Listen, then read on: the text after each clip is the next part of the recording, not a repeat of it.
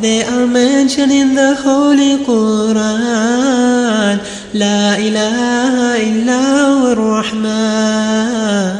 La ilaha illa ar-Rahman. الرحمن الرحيم المالك القدوس. بسم الله الرحمن الرحيم. الحمد لله رب العالمين والصلاة والسلام على أشرف الأنبياء والمرسلين نبينا محمد وعلى آله وصحبه أجمعين. أما بعد، السلام عليكم ورحمة الله وبركاته. ودرسيغاني لبي طبناد وكمد دروستي أن كجهل لنا دعوة إسلامية هي منهج كصحة دعوة إني مرتلو بهاي وأنا كنت المامين كلي أحسده وكلا مناهجته خردن أما ودوين كخردن ودعوة إسلامية على مرسينايو. waxaan ugu dambeeyay darsigeena aan soo marnay aan kaga hadlaynay dadka qaar ayaa caadifadooda waxay keenaysaa in dacwadii ay kharibaan ama diintii ay ku xadgudbaan. waxaan ugu dambeysay kelimada tawxiidka oo dad caadifoonaya inay maaragtay ay ku tasarufaan ama ayada sida maaragtay diinta lagu soo galahayo ay soo faragashadaan ayay la gaaraysaa. qofka asoo diinta Ilaahay waardiye oo dadka aan fiicnaysan soo gelin oo kale bay ka tahay laga yaabaa. laakiin diinta Ilaahay baa iskale. Ilaahay subxaanahu wa tacaala waa raxmaan raxiim, waxaana makhluuqaadkiisii weeye, marka asaga la xisaabtamahaya. axaadiista ka hadashay kelimadan iyo qiimaha ay leedahay iyo dadka soo gala sida loola tacaamulahayn way badan tahayoo qaar waxay leeyihiin man qaala laa ilaaha ila allah bay leeyihiin, qowl bay ka cabirayaan. qaar waxay leeyihiin man shahiida, qofkii qira ayay leeyihiin. qofka muslimka ahay haddii uu ku dhawaaqay kelimadii waana uu qiray, qaar waxay ku darahayaan salaada iyo zakada ku darahayaan. marka guud ahaan qofku maaragtay markii kelimadaas uu ku dhawaaqo uu macna u iclaamiyo in macnihiisu yahay in qofkaani diinta uu soo galay, diinta u diyaar yahay, diintan uu rumaysan yahay, diintan uu aaminsan yahay, diintan uu rabo ayay calaamo u tahay. intaasna waxa diinta lagu soo gala weeyaan. kadibna waxa dhiman waxa weeyaan sida xadiidku tilmaamayso wa xisaabuhum dadka xisaabtoodana Ilaahay subxaanahu wa tacaala ayaa xisaab asaga garanaya kay ka run tahay kay maaragtay ka khaldan tahay. kelimada marka tawxiidka qiimahaas bay leedahay, waana furaha islaamka weeyaan, waana furaha iimaanka, waana furaha jannada weeye lagu galahayo. marka ayadii khaladaadka laga galay iyo waxyaalaha qaarkood la simoodsiiyey ayaan soo sheegnay oo la isku khaldayo. waxaa kaloo maaragtay la isku khaldaa aan ku daraynaa waxyaala loo yaqaano takfiirka mutlaqa ah oo qofka caalimka ama shiikha ay ama xadiidka uu leeyahay qofkii waxaa sameeyaa waa gaaloobayaa, qofkii waxaa sameeyaa shirki uu ku dhacahayaa, laisku maaragtay uu leeyahay. iyo takfiirka mucayanka ah hebel hebel wuu gaaloobay waa kaalaba weeyaan. marka ducaadda hadaladooda iyo culimmada hadaladooda ama axaadiista ay sheegayso oo axkaamta qaarkeeda kufri tahay ay sheegaysaay waxaa weeyaan waa in la fahmaa waxaas inay caam yihiine afraadda hadda dadka waxaa sameynaya inay maaragtay xukunkaas ay qaadanayaan macnaheedu maaha. oo manhajka waxaa ka mid a manhajka ahlusunna waljamaaca in la kala farqiyo bayna alqowli waalqaa'ili waalficli waalfaacili ayaa ka mid ah. tan kale waxaa weeyaan kufriga laftiisa kusoo arooraya aayadda kusoo aroorahaya ama kusoo arooraya xadiidka kufrigii weynaamiya mase mid yar weeye, shirkigii weynaamiya mase mid yar weeye. ayadan waa in la fiirshaa, aada la iska ilaaliyo ayaa maaragtay loo baahan yahay. tan kale waxay maaragtay kelimadan tawxiidka waxaa ka mid ah qiimaheeda, ayada ayaa xurmadeeda iska lahoo qofka ku hadlay waxa ku hareereysan iyo shakiga ka dhalan kara iyo sida xaalkiisu yahay la eegi mahaye kelimadaa la eegahaya. kelimadaanu ku dhawaaqahaya waa muslim laakiin waa saas iyo saas, marka laakiintaas iyo waa ka shakisnahay iyo lilaahi kama aha iyo waxbaa ugu qarsoon, waxaasoo dhan lagaa yeeli mahayo, lagaana aqbali mahayo. maxaa kelimadan xurmadeeda haddii lagu xadgudbo dhib badan baa ka imaan kara. haddii la furo baabka la yiraaho waxbaa maaragtay ka lilaahi maaha. haddii la furo baabka ah way ka burtay. haddii la furo baabka ah qofkan wax kula ola jeedaa, haddii baabkaas la furo haddii qof badbaadi karaaba wuu iska yaraanaya. marka kelimadan in aada loo xurmayo, aada la iskaga ilaasho oo maaragtay dadka dhiigooda iyo maalkooda ay xurmo ku helaan ayaa loo baahan yahay. xamaasada iyo lilaahi kama ahana horey bay usoo dhacday oo dhowr tusaale baan soo qaadanaynaa. laba xadiid oo macruuf ah ayaan soo qaadanaynaa oo nin saxaabi ihi وكلمة نين كل واقعي وإسري من لله كما أها دنقار أيو كليهي ونينكي ودلي كدبنا نبي صلى على أرنكي وماركتي وكو قبصدي لذا صحابين وحوي أسامة بن زيد رضي الله عنه صحابي أتقانين ويه سيدا مسلم ورينايو نين مشرك دقال بيكو جرين مركا نينكي مركي ماركتي ومحان كوراها ماركتي ويمت وكركيس وسو استاغي أيو نينكي أشهاتي ساسو يري marka markuu ashahaatar kama uu yeeline uu dilay nabi sallallahu alayhi wasallam arinkii loo sheegay ama asaga u sheegay nabi sallallahu alayhi wasallam aad buu maaragtay hadalku u dhibsaday usaamana wuu ku xanaaqay wuxuu yiri maaragtay markii laa ilaaha illa hu yiri kadib miyaa dishay ama waxa tiraa wuxuu yiri laa ilaaha illa markuu yiri miyaa dishay markaasuu wuxuu yiri usaama waxaan ku yaa rasuulallah inma qaalaha khawfan min as-silah كلمة وحو يري أو توحيد أصلا كبقية هوبك كبقية أما سيفت كبقية ويو توحيد سدي بويري ساسا أملي أم ساس إلى أحد نبي صلى الله عليه وسلم كم وسيرين وحو يري ومركا دي قلبي يسمحوا شيء حويديد سوي وقاتيد حقيقة بمعنى وحاوية نين كان وحا ولجيده وحا لو وغان كرا هذا قلبي يس شيء حويان لكن ظروفه سدا أيهين يدغار كان ماشي كجرا ويكيني كرتا ولا دغالما هيا ninkan dagaal baad isku hesheen marka duruufaha meesha ka jira iyo dagaalka socdaa in qofkan kelimada isku difaacahay waa keeni kartaa laakiin taas kaafi maaha muctabar maaha waxaan lagu dhisi maayo waxa weeyaan waxaan lagu dhisi karaa qofkan qalbigiisa ma jeexday bimaana ma jeexi kartid weeyaan maadaama aan jeexi karinna hada qalbi waxa ku jira lama ogaan kare qofka lafdigiisa iyo hadalkiisa iyo wuxuu ku dhawaaqay ku kaaftoon weey aad baa lagu ceshay ilaa Usaama maaragtay uu yiri waxaan aan tamaniyay in maalinta islaamo oo ka hor aan islaamino islaamka maalinta aan islaamay uu ahaado midkii iga tirtira dambigaas oo dhan culayska maaragtay kelimada nabi sallallahu alayhi wasallam oo maalinkaas ku yiri hadii Usaama ma garanaysaan waa nin saxaabi ah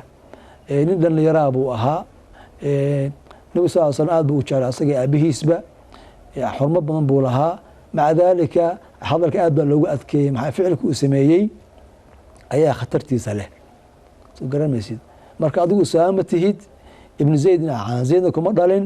سحابي لما تهيد ما ركتي ماشى ما عندك أسمين يسيد أي واحد أسمين سنة ما ركتي وقتي سحابي ساعة سنة دقالك السعودية معها مرك أدو أسامة ساس لو مارت لو عنانتي وآد لو أذكي مرك أدو من باب أولى أياتها marka xurmada kelimadan inay tahay kelimo qofkii aan ku dhawaaqahay oo maaragtay muxtaram yahay oo aad la iska ilaalinayo ba xadiidkan laga faa'iideysanaya xadiiska qaarkeed nabi sallallahu alayhi wasallam wuxuu ku yiri maxaad sameynaysaa maalinta qiyaame hadii ay timaado laa ilaaha illa allah maxay yeelaysaa mana waxa weeye kelimadaas qiyaama way imaanaysaa waana kula doodaysaa xagee baa ka baxaysaa marka waa garanaysaa marka qiyaamahana waxaa u nasiib xun ama maaragtay kiiskiisu uu kulul yahay qof ilaahi subxaana wa tacaala uu la doodo ama nebigu sallallahu alayhi wasallam uu la doodo ama qur-aanku uu la doodo ama kelimadan ay la doodo baa uu kiis culus maxay qofka maaragtay axadka ka soo horjeeda oo la doodaya ma fududa marka haddii kelimadan qiyaamaha ay ku qabsato haddii kaa fujinaya garanaysid maxaan ku yiraahdaa marka xadiidka asaga dadkii joogay ama qisada joogay waxa kamid ah saxaabiga caanka ah oo la oran jiray Sa'd ibn Abi Waqqas oo markii dagaaladii saxaabadu ay dhaceen ama bariyihii dambe la iskhilaafay la dagaalamay buu xadiidkan warinaya Sa'd ibn Abi Waqqas markaas wuxuu leeyahay anigu marka maadaama xadiidka uu jiray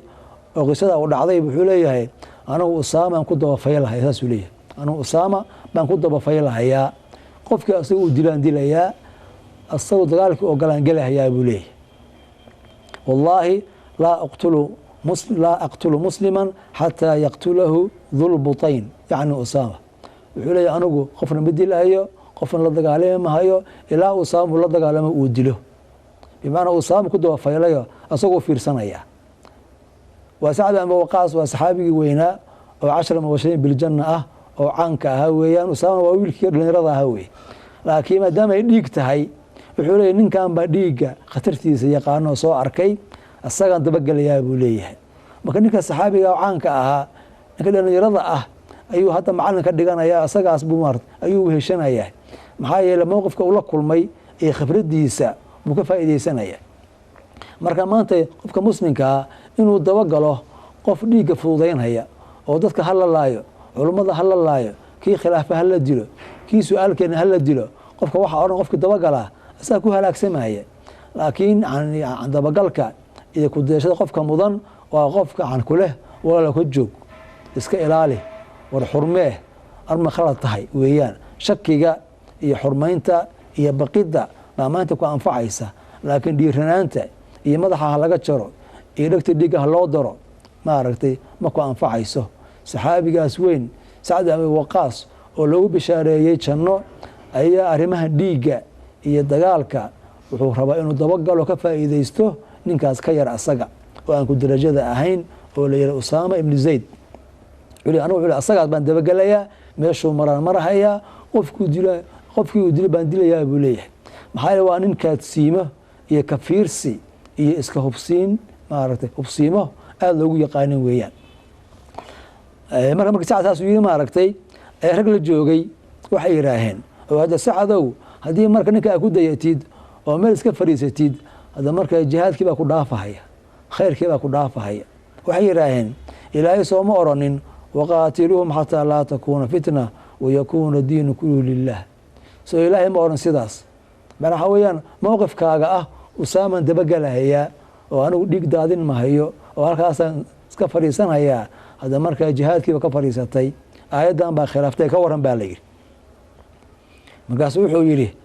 qad qaatalnaa xataa laa takuuna fitna, annagu waan dagaalanay ilaa fitno la waayey oo maaragtay shirkigii la waayey ama maaragtay culayskii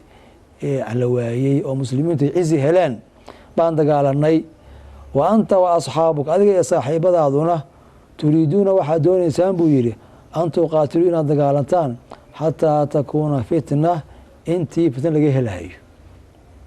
bimacnaa wuxuu leeyahy dagaalka anaga aan soo galnay dagaal jihaada baa sax buu ahaa, wadadiisuu haystay, sax buu ku taagnaa, mirihiisii baa lagu gaaray oo fitnadii iyo maaragtay iyo culayskii iyo imtixaankii ayaa la dhammaaday, waa lagu faa'iiday, faraj baa lagu helay buu leeyahay. arma adiga qorshahaaga adiga dagaalkaagu leeyahay iyo saaxiibadaada waa mid ku dhammaanaya fitno, dhibaatuu keenaya, culays buu keenayaayo cagsi buu keenayaa. oo meeshii lagu baahnaa in muslimiintu cizi ku helaan oo sharaf ku helaan oo fitnada iyo culayska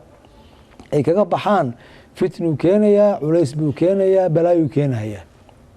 runtii kelimadan waa kelimo cajiiba weeyaan. aad baa u maqasheen bay ila tahay ayadoo aayaddan la daliishanayo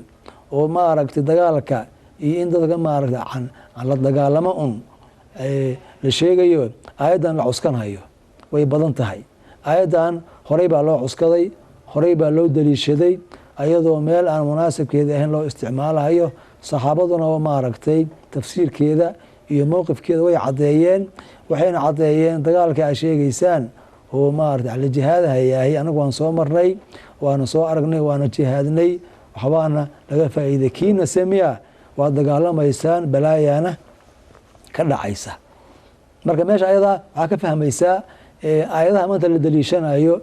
oo maxaanku rahaa meeshooda meelaan aan la dejinayo hadda kow maahane horey baa loo soo arkay. dad loo daliishanayo aayad aan maarata munaasab u ahayn ama aysan soo hosgelinina hadda kow ma aha. oo Sacd bin Abi Waqaas iyo ragga kaloo saxaabada ah oo maaragtay dagaalka diidanaa oo fitnada diidanaa ayaa waxaa la leeyahay jihaadkaa ku dhaafaya la leeyahay, aayadda ayaa khilaafaysaa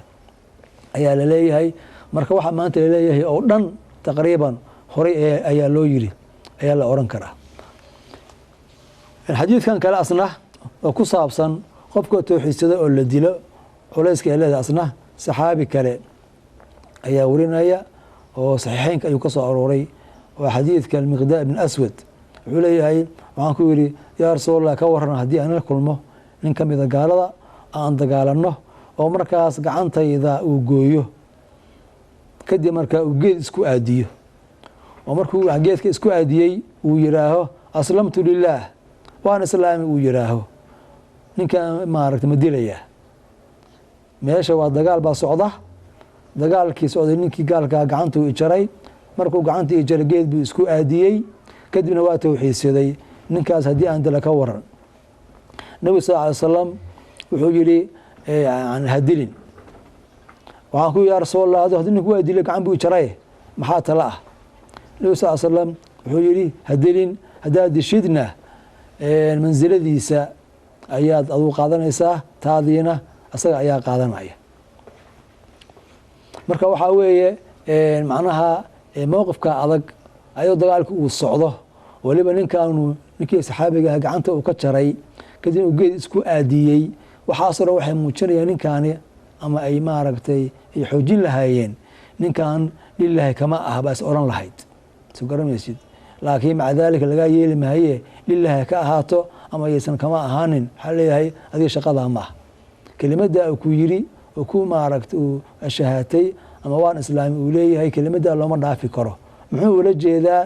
waxaas wax maarag wax ilaahay subxaanahu wa tacaala uu garanayo ama cilmigeeda xagga ilaahay buu jiraa weeyaan marka duruuf adag oo kasta wax kasta shaki keeni kara midna kama adkaan karto duruuftan baa adag midna shaki abuuri karta midna baa tawxiidka inuu lilaahi ahayn laga fahmi kara laakiin maca daalika xadiidku wuxuu leeyahay maya waa la deynayaa far la saari maayo loona dhowaan maayo marka kelimadan in sideeda loo daayo oo dadka lagu ixtiraamo ayaa maaragtay laga maarmaan ah ee in la yiraaho maaragtay waxa ku tari mayso waxa ku tarto oo qofka lagu jeesjeeso oo kelimada la macno tiraa runtii wax fiican maaha waana meel aad u liidata ayay ahaan kartaa waxayna waafaqaysaa kelimooyinka gaalada laga soo wariyey xadiid baa jira xasana oo maaragtay ibnu kathiir uu warinayo uu ka warinayo tafsiirka suuratu rubama suurat alxijri ayuu warinaya markuu fasirayo qowluhu tacaala rubama yawadu aladiina kafaruu low kaanuu muslimiin markuu fasirayo marka kelimada tawxiidka maxay ku tartay iyo waxa ku tarto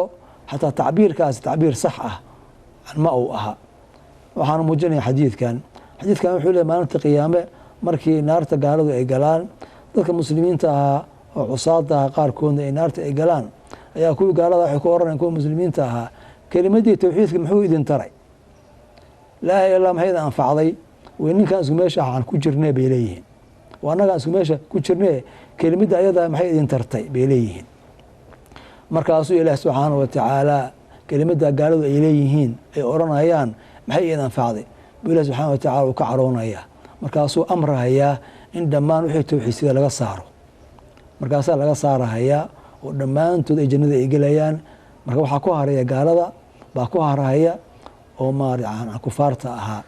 markaasay tamaninhayaan haddii maalintoo ay islaami lahaayeen haddii maalintoo ay tawxiidkaas ay ku dhawaaqi lahaayeen markaasay jeclaysanayaan waana meesha ilaahay leeyahay rubamaa yawadu aladiina kafaruu low kaanuu muslimiin in badan bay kuwa gaaladahay tamanin doonaan haddii maalin un muslimiin ay ahaan lahaayeen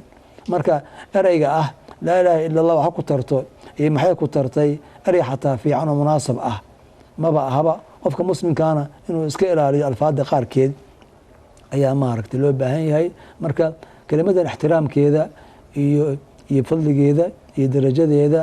in sideeda loo daayo weeyaan dadka ducaadda marka ayagoo isleh diinta waardiyeeya inay diinta lafteeda ku xadgudbaan oo kelimadii tawxiidka ay macno tiraan shay munaasaba maaha ilaahi subxaana wa tacaala kuwii diintooda waardiyeysta asna ka baqa allaha naga dhigo oo diinta ixtiraamkeeda xurmadeeda ilaasha wabillahi towfiiq assalaamu calaykum waraxmat ullaahi wabarakaatu. They are mentioned in the Holy Quran. La ilaha illa ar-Rahman. La ilaha illa ar-Rahman. Ar-Rahman, Ar-Rahim, Al-Malik, Al-Quddus.